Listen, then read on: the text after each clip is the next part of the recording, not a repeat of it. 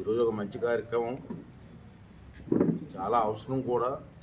ఎందుకంటే ఈరోజు మన ప్రపంచం మొత్తం చూస్తుంటారు, మీరు చూస్తున్నారు.